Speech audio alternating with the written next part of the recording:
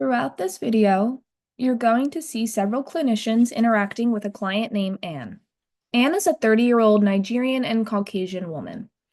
Her specific trauma is domestic violence with the father of her son. As a child, she was abused by her mother. Anne's mother experienced domestic violence from Anne's father.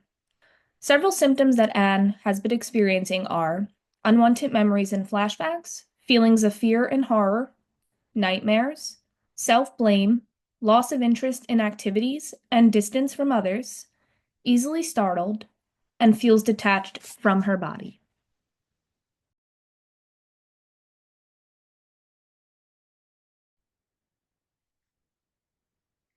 Hi, Anne. My name is Sarah. How are you doing?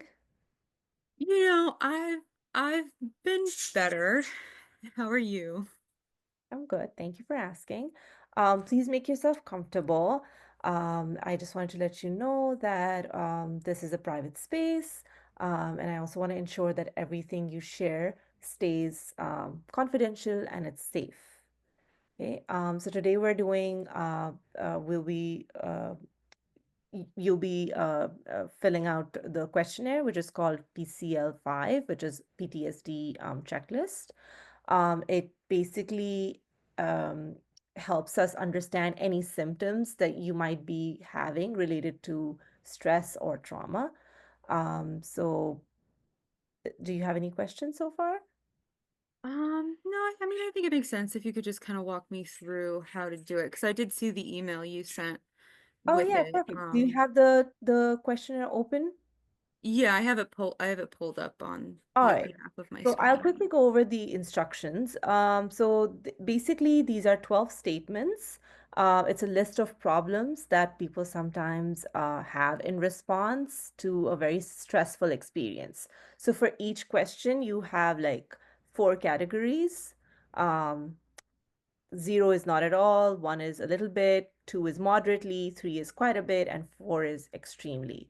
And so for each question, think about how you felt in the past month.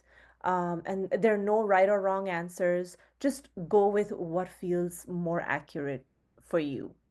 Does that Yeah, make sense? so like since like the end of February, So for in how the everything has been past month, going? yes, yes. So like end of February up until today. Today is March Okay. 23rd. But not like the past or anything.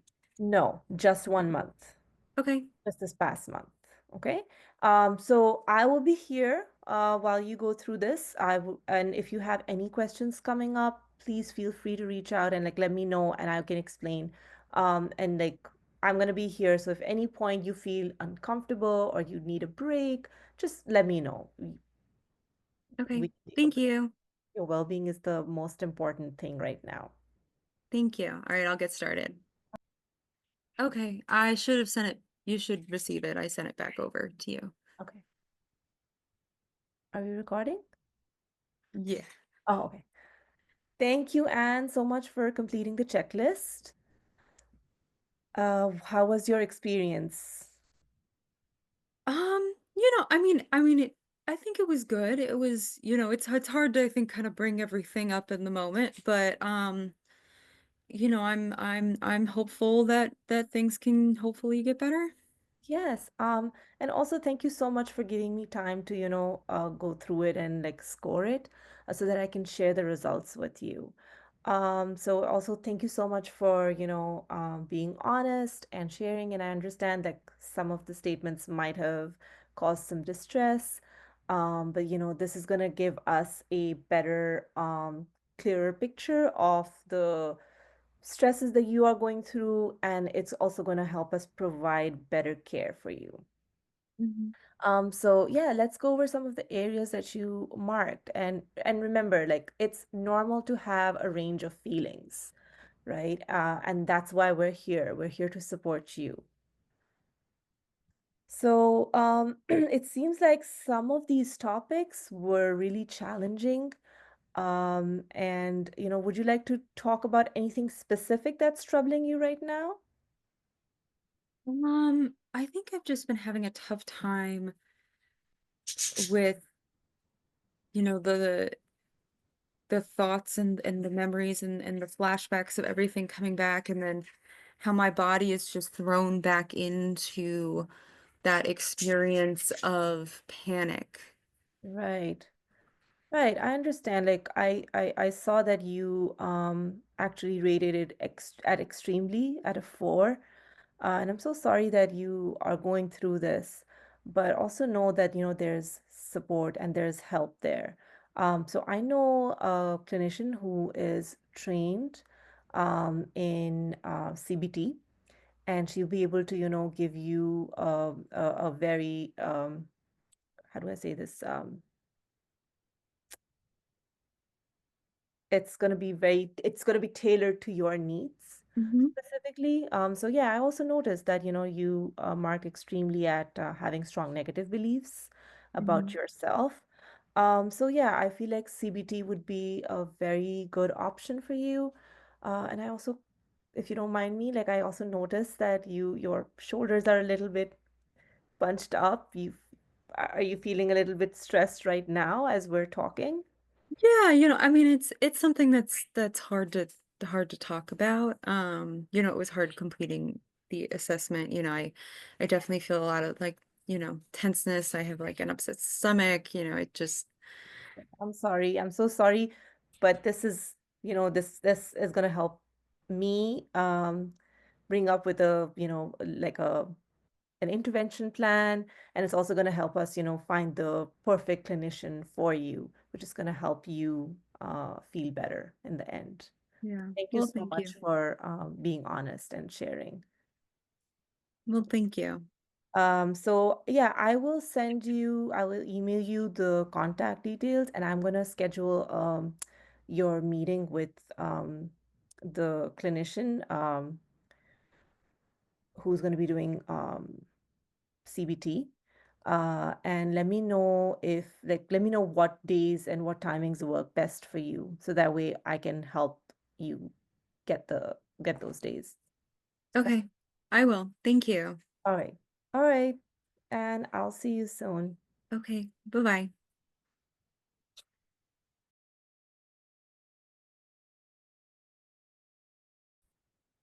Hi, Anne. My name's Elizabeth, and I first just want to thank you for taking time to meet with me. You're welcome. So before we get started, I just want to make sure you're in a place where you feel comfortable. Feel free to adjust how you're sitting, grab a drink, anything you need so that you feel comfortable. Yeah, I'm okay, I guess. Okay, all right. Well, thank you. So I first want to start with, you know, what brings you here today? Um, I don't know, like I've been feeling really down lately. And I feel like everything is just it's not worth it, and like I feel really hopeless. Hmm. Yeah, that you're feeling really hopeless. Yeah.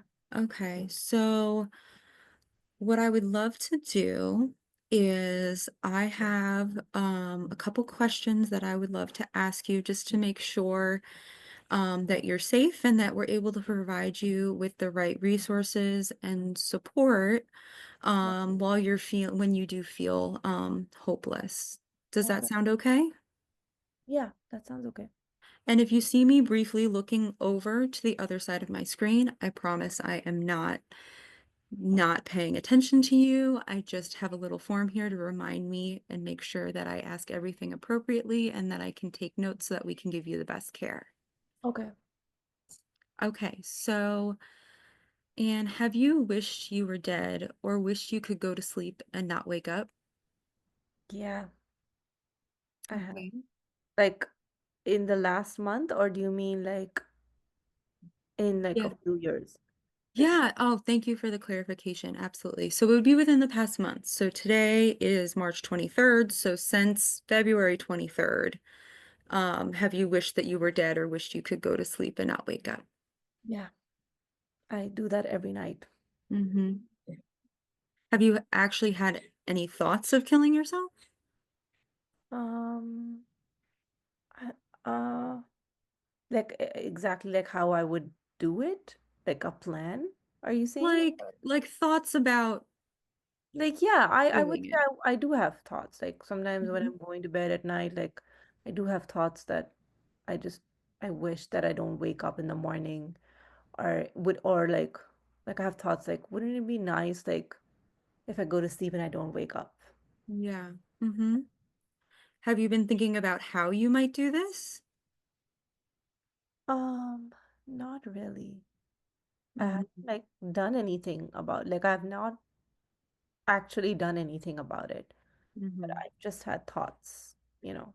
Hmm. No specific plan as to how you would do it or, um, what you would go through. No. Have you had any of these thoughts and have an intention on acting on them? Uh, no, I would say no. I mean, I have a son, so he's the reason why I believe like I snap out of it. Like I still have the thoughts, but I don't know, I guess I'm a coward. Mm-hmm. Well, your son is, giving you, hope and love and in his own way support when you're feeling poor. I guess, yeah. Hmm. Have you started to work out or have worked out the details of how you would kill yourself? No, Hmm. not really. I don't have time to actually work out. Hmm. You haven't had the time to really, think about it too much. No, Hmm. And have you ever done anything, started to do anything, or prepared to do anything to end your life within the past month? no, never. So, that could be something like collecting pills, if you had obtained a gun, written a will or a suicide note. No, no, I have never done that. Mm-hmm. Mm-hmm. Not even in the last month. Mm-hmm. Well, thank you so much for being so honest and vulnerable with me. I know that can be hard, especially with somebody who, our relationship is still very new. So I want to thank you for that first. And then, if it's okay with you, I would love to go through something called a safety plan where we can help identify ways which you may need more support and how you can, support yourself and accept support from others to ensure that you're safe moving forward. Does that sound okay? Sure. So what I'm going to do is I have everything written down. Well, I will write down Anne's safety plan and then I will share it with you, but we'll go through everything together. Does that sound okay? Okay. Okay. So first, what I'd love to do is identify some of the warning signs for when you're starting to not feel good. So, what do you experience when you start to think about suicide or begin to feel extremely depressed? When I'm thinking about like when I'm feeling super depressed, I feel like my chest feels like there's a boulder on my chest. Like I can't breathe clearly, even though I'm breathing, but it feels heavy, if that makes sense. Mm-hmm. And I feel like there's like a gray cloud on top of me, like I can't think straight. I feel like my brain is not fully awake. That's sort of the feeling that Mm-hmm. um yeah, and I find it very difficult to breathe. And then I just get like I get overwhelmed by this hopelessness, that feeling of, like everything is lost and it's not worth it. Like I'm not a good mom. I, am not a good person. Yeah, and then it spirals out. Mm-hmm. Mm-hmm. Well, thank you for being so honest. I think these are very clear examples of feelings that you have that um, could start towards um, feeling unsafe. I'd love to also go through maybe some things you can do on your own, if you begin to start to feel these symptoms again, if you begin to start to feel suicidal, how you could maybe help yourself not act on these thoughts and urges. Okay. I don't understand. Like, how can I do? Like, what can I do? Yeah, I mean, that's a great question. So, I mean, the first thing that comes to mind is I know you've been working with several of our providers. Um, I know we had heard you had discussed that you had worked on doing some breathing retraining and that that can help when you're feeling, like you were saying, short of breath, that you can't breathe, you can't think straight, as well as things like the progressive muscle relaxation that you had worked on, with helping to be able to clear your mind and calm your body. Are those examples that you think you might be able to work on for your own coping strategies? Yeah, I mean, the breathing exercise, that was very helpful. Like, that's something that I can do. Um, the progressive muscle relaxation, like, I enjoyed it, but I don't know if I can do it by myself. Mm-hmm. But the breathing one I can definitely do. Okay. That's a good, we have a good option to be able to help yourself. And so if helping yourself doesn't necessarily resolve how you're feeling or lower your risk, or you're still feeling um, unsafe, Mm. then what we can move on is to the next step, which are individuals and social settings that could help take your mind off the problems for a little bit. So, who are individuals in your life that would be able to help take your mind off of it, that you feel a little bit better when you're around? I would say my son. Mm-hmm. He helps me, divert my mind towards things. I would say my neighbor Jill Mm-hmm. is somebody that I can rely on, and do rely on heavily. Um, I I'm sorry, I don't have that many people. Like, I don't know that many people. Mm-hmm. Maybe my mom, I talk to her on the phone Mm-hmm. sometimes, but like, I don't talk to her every day, but I talk to her at least once a week. Mm-hmm. So Yeah. So she's maybe somebody. you have three key Yeah. people that can be beneficial. I know earlier we had discussed how you used to enjoy taking pictures, so maybe you could always go around and take pictures in town when there are other people. Does that sound like something that also might be helpful? Yeah. Yeah. Yeah, that could be helpful. All right. And so if you are at a point where reaching out to these contacts to help you feel better maybe isn't helping, and your risk is still continuing, then what we could move on is to the next step. So family members and friends who may be able to offer help. So this would involve contacting them during a crisis and revealing that you're having a tough time to them. Can you think amongst your friends and family who you would contact in the event of a crisis? Um, Definitely Jill, and Mm-hmm. only Jill. Mm-hmm. Jill is a key individual in helping you. Mm-hmm. Absolutely. And the event that maybe Jill is not reachable, then we could always do is move on to seeking professionals or agencies that would be able to help you. So, who are mental health professionals that we'd be able to identify for your safety plan? Can you think of any professionals you've worked with? Yeah, I mean, the clinician who helps me with my progressive muscle relaxation, and my therapist. Yeah. Yeah. Yeah, those are two key individuals there.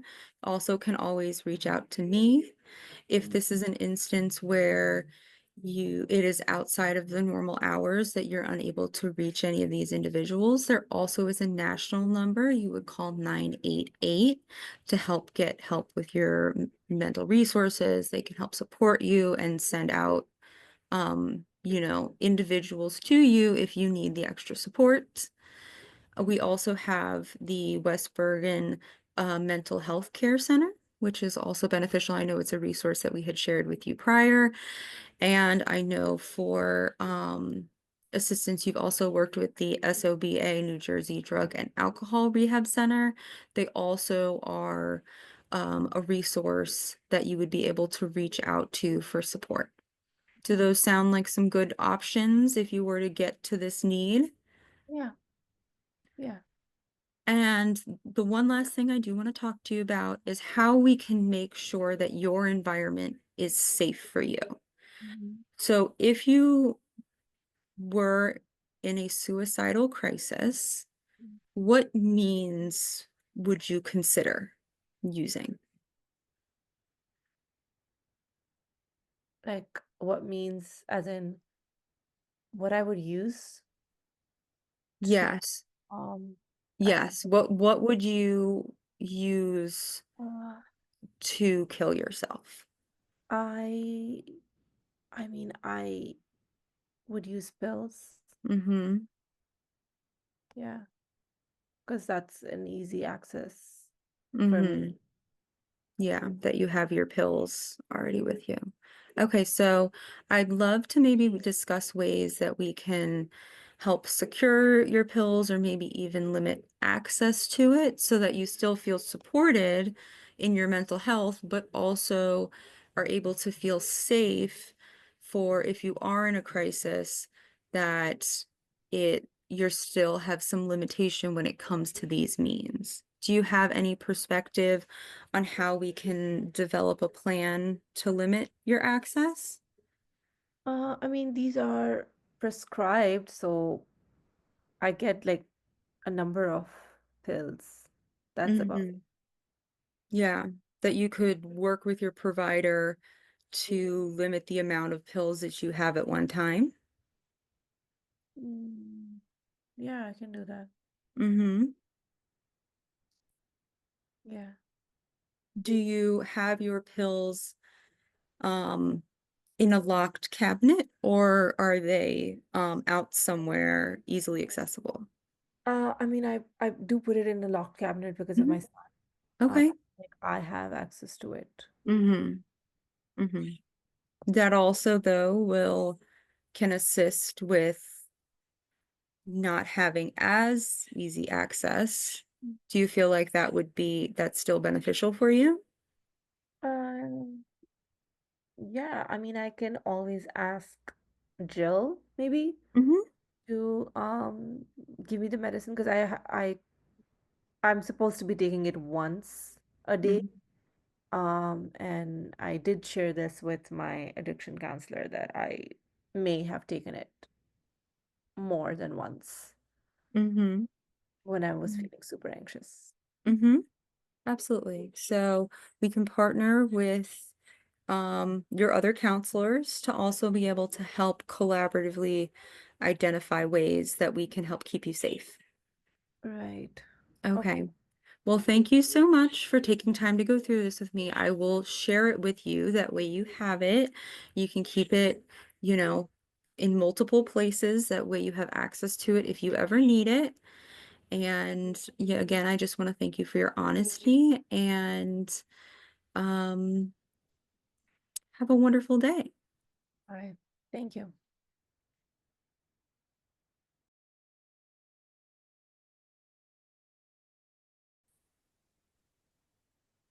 Hi, Anne. Hi. So tonight I wanted to try and explore with you a new valuable breathing retraining technique. Um, it's called the Brahmi.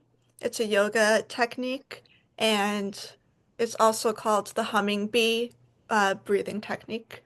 So this exercise, it's a lot of what it sounds, and it uses the sound and vibrations that move through the body almost as an electrical current. So it uses those vibrations of the humming, moves through the body as the current to reset, relax, and signify safety to your nervous system while also stimulating your vagus nerve, activating your parasympathetic nervous system, your calmer side, and it also stimulates your hypothalamus gland. which works to release your endorphins, right? So those happy feelings kind of gets you more in that state. And this exercise will try and allow you to better tune out those external stressors and sensations while better focusing on your internal energy. So what's coming from within. So we're not starting yet, but we're going to be taking a deep inhalation through the nose and then slowly exhaling with our mouth closed to create the hum. It's going to be like a gentle om sound or a hmm sound. And we're going to try for, if we can, 5 breath rounds. Would you like to join me in doing this? Yes. All right, great. So first, let's sit up. I see you're already sitting up. Let's just reset. Roll our shoulders back, loosen up because we don't want to be stiff. All right. So we're going to take our hands, just kind of gently do this. And then you're going to take your thumbs and I want you to place it over your ear cartilage, right? You can take your pointer finger, place it above your eyebrows. So right here, kind of leave these 3 fingers remaining. Now, really, if you're feeling like you want to use your eye senses more and you don't feel comfortable blocking out, you can lift those fingers up. If you're feeling comfortable to block out, you can place down. For now, let's just hold it to this. So usually we close our eyes. So, but for our case, your case, I'm thinking, do you want to start with just softening the gaze downwards rather than going right into closing the eyes? So we can do that. Softer gaze downwards. Allow our body to settle into the calm. Now let's close our eyes. I want you to take a deep inhale up from your belly, filling the lungs. Breathe up. And now I want you to take an exhale, a slow exhale, keeping your mouth closed. As you exhale, I want you to slowly hum like a bee. Feel the vibration inside. As you exhale, you may gently also press your thumbs more into your ear cartilage. So now, if we can continue to repeat this for 4 more rounds, and if your mind wanders, let's just gently redirect your attention back to your breath and humming sound. So inhale, exhale,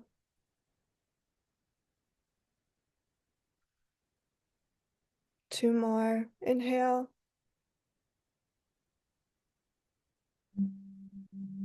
exhale. We want to make this one last one a deep exhale. I'll let it out.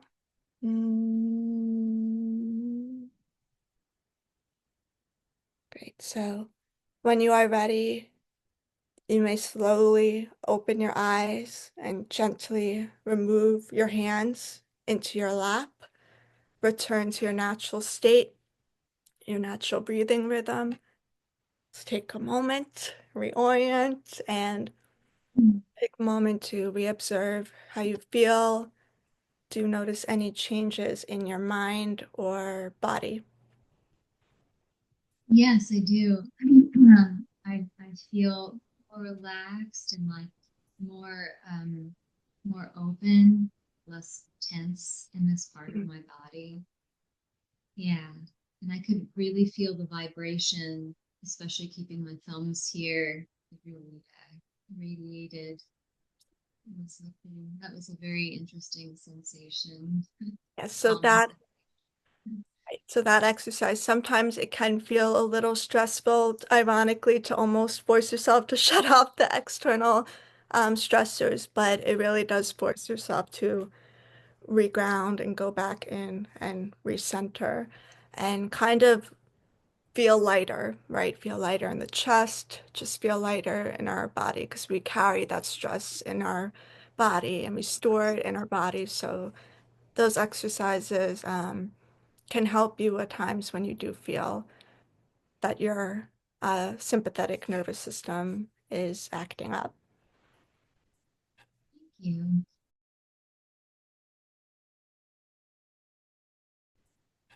you. So now I think we're gonna do the role reverse, and I'm gonna be Anne. Yes. All right. And I will now be the counselor. So, Anne, if you would like to continue focusing on your breathing, you don't have to continue doing um, the, the bumblebee breath, but maybe a similar pattern of breathing in through your nose and out. You can do through your nose or mouth, however you're most comfortable, but kind of just continue focusing on your breathing for just a moment. And you can close your eyes if you're comfortable. And so next we're going to be doing progressive muscle relaxation. And so this exercise does involve tensing and then releasing some of the major muscle groups of the body. So if there's any part of it that is uncomfortable for you due to any injury or soreness, you can just skip over that part and just focus on your breathing again, like during that particular muscle. Okay. And just a little bit about um, why this is helpful to do is it does induce some shifts in the autonomic nervous system, so it can decrease your blood pressure, your pulse, your muscle tone, just kind of brings everything into a more calming place, kind of signals to the brain to release some tension that you may have been holding on to. Right. And today we'll focus on just the upper body, just for to time's sake today. All right. So we're going to begin with our fists, and I'll try to get as much of this on camera as I can so that you can have a good example. But what we're going to do is clench our fist as hard as we can for 5 seconds, and I will count down for us. So we'll do as hard as we can for 5, 4, 3, 2, 1. And then as you release, you want to feel those fingers just spread apart, and not where they're tensing in the opposite direction, but just letting them relax, rest at your sides. And next we're going to go to our forearms. So you're going to draw your forearms up to your shoulders, like when someone tells you to make a muscle, and clench your fists in that, but like we're focusing on that making a muscle kind of sensation. And we'll do the same thing. We'll squeeze for 5, 4, 3, 2, 1, and then you release. You can bring those hands back down to your sides again. All right. And next we'll try the tricep muscles. So for this one, we're going to straighten our arms. So you can have them to your up. They don't have to be up high. They can be this way. They can even be just a little elevated from your sides. The idea would be to lock your elbow is the important movement, and put as much pressure on straightening your elbow as you can. And we're going to do that for 5, 4, 3, 2, 1. And then you release that pressure, and you can fall back down to your sides once more. All right. Now we're going to move on to the shoulders, which is an area that a lot of people hold a lot of tension. So, try not to do anything that feels, too uncomfortable. Like if they're very tight, be mindful of that. When we're under stress, it's just something that happens to a lot of people. So what we're going to do first is squeeze our shoulder blades together, like as if we're pinching a pencil back there. So we're going to try to squeeze them together as hard as we can, as if they're going to touch, for 5, 4, 3, 2, 1. And then you relax and you feel those shoulder blades spread apart. All right. Next, we're going to bring the shoulders as high as we can. So We're going to lift them up so high that it feels like they might touch our ears, squeezing those muscles. For 5, 4, 3, 2, 1. And now slowly let them drop down even farther than where they started from. Try to just feel that tension float away. And lastly, we are going to scrunch up our faces. So I know this may look a little bit silly, but we will do it Muscles. together. Yeah, we'll What look about silly. face muscles? Huh? Oh, People what did forget you? about the face Oh, muscles. yes, people do forget about it sometimes, and we do carry a lot of tension in our faces too. It's all connected to your neck tension. It's all connected. The jaw can carry a lot of tension as well. Um, but for this, we're going to be kind of scrunching up our faces. So you'll close your eyes as tight as possible and kind of purse your lips, wrinkle your nose and your forehead. We'll try all that at once. So we won't actually see each other, I guess, because our eyes will be closed. All right, so let's try that together. So now we're going to close those eyes and we're going to wrinkle and we're going to do that. And I might sound a little silly. 5, 4, 3, 2, 1. And then we will let go of all those muscles. And come back to the awareness of our breathing, not trying to change it, just recognizing its existence. And if you haven't opened your eyes, you can slowly open them and just come back to the consciousness of your environment, listening to the sounds, and looking around, and taking one final breath. Okay. So right now, my brain, I feel a lot quieter in my mind, lighter in my body. But I also, as we were doing it, I'm noticing where my body, there's more significant tension. Because when that you have that release sensation, there's more enhanced sensation. So for me, when we were doing the shoulders, right, with the shoulder blades, and Mhm. then what was the other one? Not the face. There was 2 for the shoulder. Oh, this one? This. This? And the Yeah. those two for me, it was significantly more just tension. I could feel it as, and I'm not the biggest exerciser, like for working out, it's not so consistent. So, um, I don't really feel that tension as much until we just did that. So I'm realizing now where my body is more significant. And I like Yeah. the dramatic of it. Yeah, it's really interesting. It kind of helps you to release the tension you didn't realize you were carrying around and holding on to. And it brings you like that awareness to your body and your muscles. I'm glad that you had that experience. So it was a really good reliever. That's great to hear. Okay. So I think, are we wrapping it up? Yeah, I guess that, yeah. So that's all we'll be doing for the progressive muscle relaxation today. So thank you so much for coming in, Anne. Thank you so much. And follow up. Um,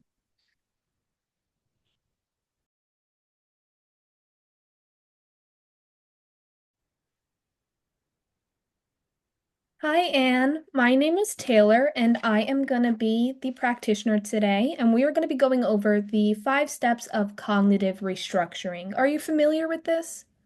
Not really. Can you explain?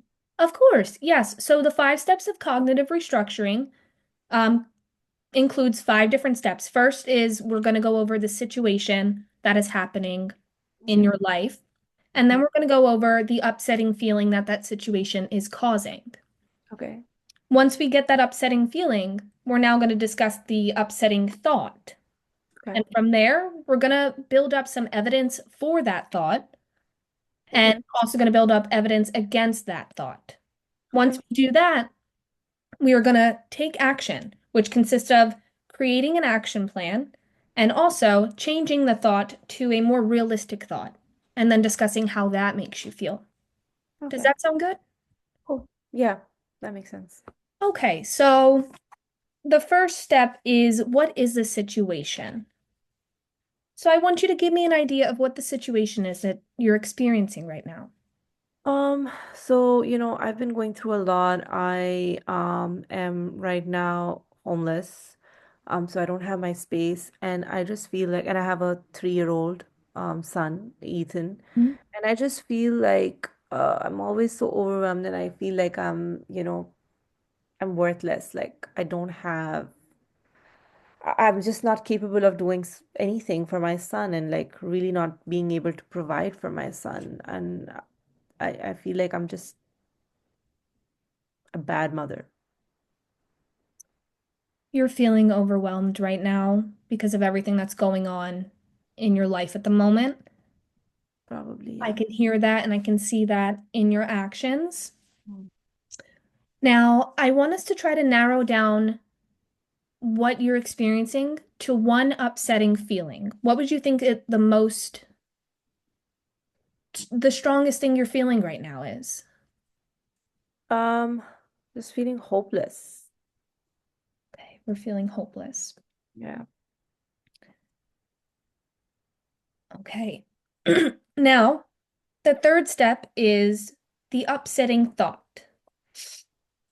So, what is the upsetting thought that you are having right now? The upsetting thought that I'm having right now is that I might lose my son. That you might lose your son. Yeah. Okay. Now, I want us to think of the evidence that we have for this thought.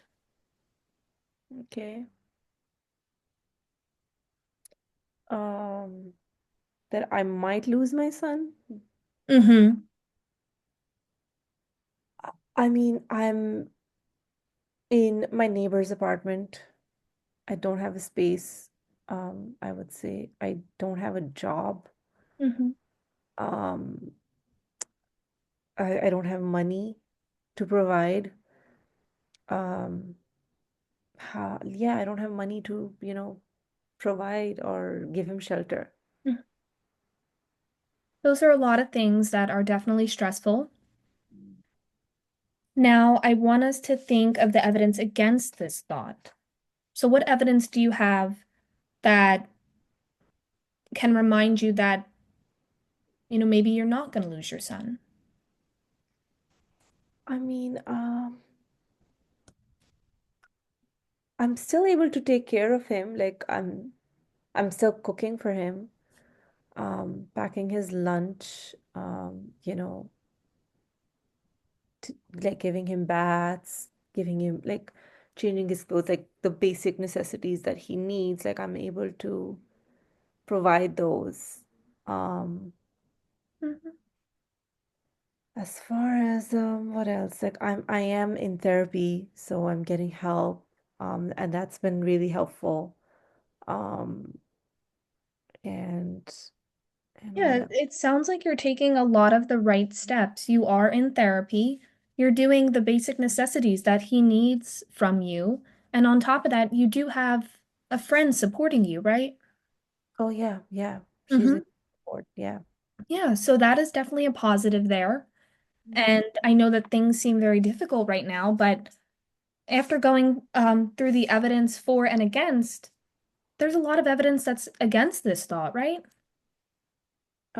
Yeah. Okay, so the fifth step, taking action. I would like to create an action plan with you Okay. of what you can do going forward when you're feeling this. Oh, wait. Oh my God, I messed up. Hold on, hold on, hold on. Yeah. Okay, so as I was saying, the fifth step is taking action. And now what we're going to do is create an action plan. So when you're having this upsetting thought, I want us to think of what we can do to help us get out of that mindset. Okay. Do you have anything that you're thinking of? Um, like if I have this fear that, like my son might get away from, like they might take away my son. Mm-hmm. That is like an upsetting thought that really upsets me that Yeah. I might lose him. Mm-hmm. So when you're experiencing that thought, what if one of the things on the action plan would be to go to Jill for some support and some reassurance? Hmm. I can do that. Like yeah, I can do that. I can definitely do that. I'm always at her place and I'm always reaching out to her and she is very helpful. That sounds like it would be a really good thing for you to do, to go to her and just let her know how you're feeling and see where that goes. Maybe another part of the action plan could be reminding yourself of all the evidence that is against this thought, such as how you're doing such a wonderful job taking care of him and you are still cooking for him, you're still making his lunches, you're still bathing him. You're doing all the things that a mother needs to be doing. Yeah, I guess you're right. I didn't think it like that. Like Mhm. I feel like it's just such a second nature now that I just don't think about these things and but these are, yeah, you're right. Mhm. It sounds like it's difficult for you to really think straight right now with all the barriers that you're going through and the things that are going on in your life. Yeah. I am glad to see that you're here with me today and that you're willing to put in this work to feel better. I know that it's not easy. Yeah. Thank you. Of course. The next thing that I would want to do is to change this thought into a more realistic thought. So your thought right now is, I might lose my son. How can we change around this thought a little bit into a more realistic thought and a thought that would make us feel better? Mm, uh, I don't know, that if I don't, like, if I don't prioritize my well-being, then I might lose my son. Would that be correct? Mhm. So if I don't prioritize myself and my well-being, then I might lose my son. Yeah. That sounds like a really good thought to me. How does that thought make you feel?